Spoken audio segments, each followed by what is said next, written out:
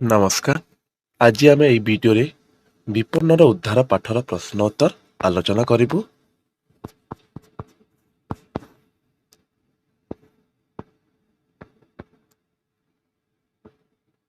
ବ୍ରିସବେନ୍‌ରୁ ଉଡ଼ାଜାହାଜଟି କେଉଁ ଆଡ଼େ ଯାଉଥିଲା?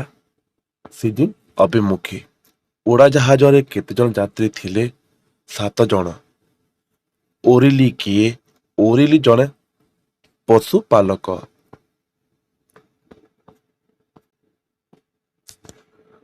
ଓରିଲିଙ୍କୁ ଦୁର୍ଗମ ଅରଣ୍ୟରେ କିଏ ବାଟ କଢ଼ାଇଲା? ତାଙ୍କ ଶରୀରର 2 ଗୁଣ ବିକ୍ରମ ଓ ସଦ୍‌ଗୁଣ ସାହସ ବାଟ। ଇଂରେଜ ଯୁବକ ଜଣ କିଏ? ଦୁର୍ଗତ ବିମାନଟିର ଜଣେ ହତଭାଗ୍ୟ ଯାତ୍ରୀ। ସେ ଲଣ୍ଡନ ସହରର ବ୍ୟବସାୟୀ। ଲେଖକ କେଉଁ ସ୍ଥାନଟିକୁ ମାନବ ଜାତିର ଏକ ତୀର୍ଥଭୂମି ବୋଲି କହିଛନ୍ତି? ଅଷ୍ଟ୍ରେଲିଆର ଜନସଞ୍ଚାରହୀନ ପର୍ବତ ଉପରେ ଯେଉଁଠାରେ ଏକ ଶିଳାଖଣ୍ଡ ଉପରେ ଇଂରେଜ ଯୁବକଙ୍କର ପ୍ରାଣବାୟୁ ବାହାରି ଯାଇଥିଲା, ସେହି ସ୍ଥାନରେ ତାଙ୍କ ସମାଧି ନିର୍ମିତ ହେଲା।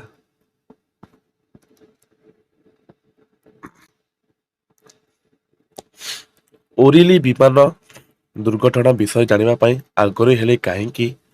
ଓରିଲି ରେଡିଓ ଏବଂ ସମ୍ବାଦପତ୍ରରୁ ବିମାନ ଦୁର୍ଘଟଣା ବିଷୟରେ ଅବଗତ ହୋଇଥିଲେ।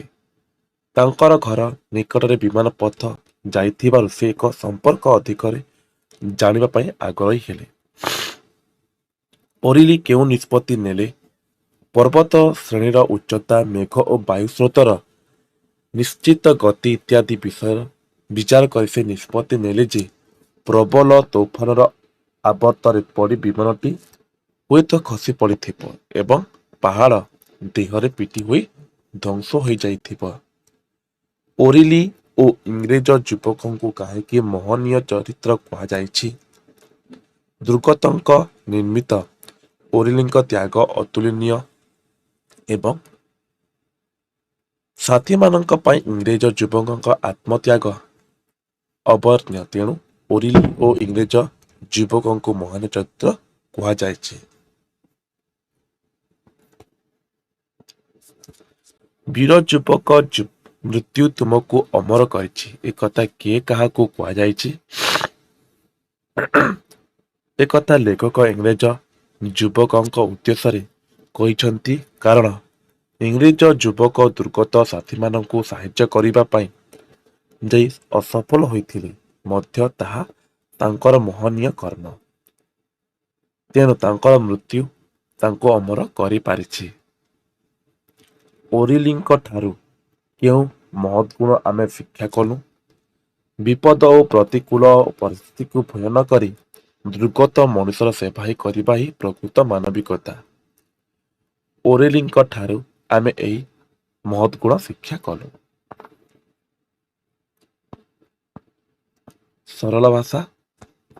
ପୂର୍ବପର ସମ୍ପର୍କ ସହ ସରଳ ଭାଷା ବୁଝାଇ ଦିଅ। ମୃତ୍ୟୁ ତୁମକୁ ଅମର କରିଛି, ବିଫଳତା ତୁମକୁ ଗୌରବମଣ୍ଡିତ କରିଛି। ସଂକ୍ଷିପ୍ତ ଗଦ୍ୟାଂଶଟି ବିପନ୍ନର ଉଦ୍ଧାର ଶୀର୍ଷକ ଗଳ୍ପରୁ ଆନିତ। ଏହି ପ୍ରସଙ୍ଗରେ ଲେଖକ ରାମକୃଷ୍ଣ ନନ୍ଦ ଇଂରେଜ ଯୁବକଙ୍କ ମହତ୍ତ୍ୱପୂର୍ଣ୍ଣ ଆତ୍ମତ୍ୟାଗ ବର୍ଣ୍ଣନା କରିଛନ୍ତି। ଦୁର୍ଘଟଣାଗ୍ରସ୍ତ ଉଡ଼ାଜାହାଜରୁ ଭର୍ତ୍ତି ଯାଇଥିବା 3 ଜଣ ବ୍ୟକ୍ତିଙ୍କ ମଧ୍ୟରେ ଜଣେ ଥିଲେ ଇଂରେଜ ଯୁବକ। ସେ ଥିଲେ ଲଣ୍ଡନ ସହର ଜଣେ ବ୍ୟବସାୟୀ। ସଙ୍ଗୀତକୁ ବଞ୍ଚାଇବା ପାଇଁ ସେ ନିଜର ଆହତ ଜନିତ ତୀବ୍ର ଦାହ ଓ ଯନ୍ତ୍ରଣାକୁ ଭ୍ରୂକ୍ଷେପ ନ କରି ସାହାଯ୍ୟରେ ଅନ୍ୱେଷଣ ବାହାରି ଯାଇଥିଲେ। ଶୈବାଳ ଜଡ଼ିତ ବିଚଳିତ ପ୍ରସ୍ତରେ କୌଣସି ଏକ ସ୍ଥାନରେ ଗୋଡ଼ ଖସିଯିବା ପରି 25 ଫୁଟ ତଳକୁ ଖସି ପଡ଼ିଥିଲେ। ତାଙ୍କର ମୁଣ୍ଡ ଫାଟିଯାଇଥିଲା, ଗୋଟିଏ ଆଖି ପଦାକୁ ବାହାରି ପଡ଼ିଥିଲା, ହାତର କଚଟି ଭାଙ୍ଗି ଯାଇଥିଲା। ସେ ହତଜ୍ଞାନ ହୋଇ ପଡ଼ିଥିଲେ। ତଥାପି କିଛି ସମୟ ପରେ ସଂଜ୍ଞା ପାଇ କିଛି ବାଟ ଆଗେଇ ଗୋଟିଏ ଗଛମୂଳେ ଭରା ଦେଇ ବସି ବିଶ୍ରାମ ନେଉ ନେଉ ମୃତ୍ୟୁ ଲାଭ କରିଥିଲେ। ତାଙ୍କର ଏଭଳି ମହତ୍ତ୍ୱପୂର୍ଣ୍ଣ ଆତ୍ମତ୍ୟାଗ ପ୍ରଶଂସନୀୟ। ତେଣୁ ମୃତ୍ୟୁକୁ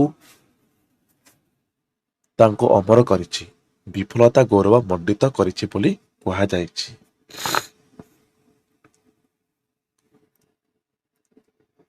ନିମ୍ନମୁଖୀ ଜଳସ୍ରୋତ ଓ ଦୃଢ଼ ପ୍ରତିଜ୍ଞ ସାଧକର କିଏ ଗତିରୋଧ କରିପାରିବ?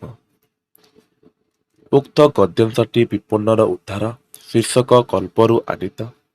ଏହି ପ୍ରସଙ୍ଗରେ ଗାଳ୍ପିକ ରାମକୃଷ୍ଣ ଚନ୍ଦ୍ର ପଶୁପାଳକ ବର୍ନାର୍ଡ ଓରିଲିଙ୍କର ଦୃଢ଼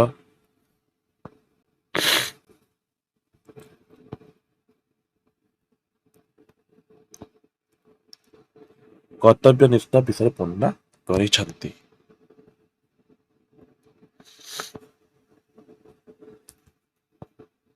ଘ ନମ୍ବର ଓରିଲିଙ୍କ ଆକସ୍ମିକ ଆବିର୍ଭାବ ତାଙ୍କ ମୁର୍ମୁଷ ପ୍ରାଣରେ କି ଅପୂର୍ବ ସାହସ ଓ ଭରସା ଦେଇଥିବ ତାହା କେବଳ ଅନୁଭବର କଥା। ଓରିଲି କଥା ଲେଖିବ ଉକ୍ତ ଗଦ୍ୟାଂଶଟି ବିପନ୍ନର ଉଦ୍ଧାର ଶୀର୍ଷକ ଗଳ୍ପରୁ ଆନିତ।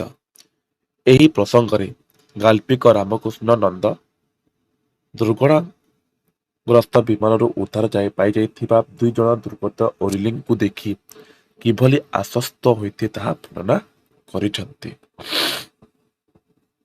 4 ନମ୍ବର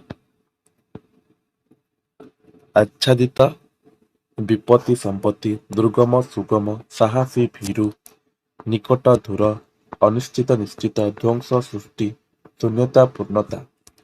ଆଚ୍ଛାଦିତ ଅନାଚ୍ଛିତ ଅଗ୍ରସର ଅନଗ୍ରସର ହତଭାଗ୍ୟ ଭାଗ୍ୟବାନ ଜୀବିତ ମୃତ୍ୟୁ ଅବସନ୍ନ ପ୍ରସନ୍ନ ଅନାହାର ଆହାର। 5 ନମ୍ବର ଗିରି ପର୍ବତ ଧୂସର ଭୂଧର ବ୍ୟୋମ ଆକାଶ ନଭ ଅରଣ୍ୟ ଜଙ୍ଗଲ ବନ ଶିଳା ପଥର ପାଷାଣ ପଥ ବାଟ ତଡ଼ିତ୍ ବିଜୁଳି ଘନବହ୍ନି ମୃତ୍ୟୁ ମରଣ କାଳ ତରୁ ବୃକ୍ଷ ପାଦପ ବାୟୁ ଅନିଳ ପବନ।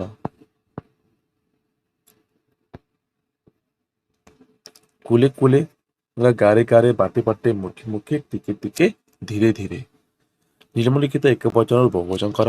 ଯାତ୍ରୀ ଯାତ୍ରୀମାନେ ପର୍ବତ ପର୍ବତ ଗୁଡ଼ିକ ତାଙ୍କର ସେମାନଙ୍କର ମତେ ଆମ୍ଭମାନଙ୍କୁ ସେ ସେମାନେ ବିମାନ ବିମାନ ଗୁଡ଼ିକ ଘୋଡ଼ାଟିଏ ଘୋଡ଼ା ଗୁଡ଼ିଏ ତାକୁ ସେମାନଙ୍କୁ ତୁମକୁ ତୁମମାନଙ୍କୁ ଯୁବକ ଯୁବମାନେ। ଏଇଟା ଥିଲା ବିପନ୍ନ ଉଦ୍ଧାରର ପ୍ରଶ୍ନ ଉତ୍ତର।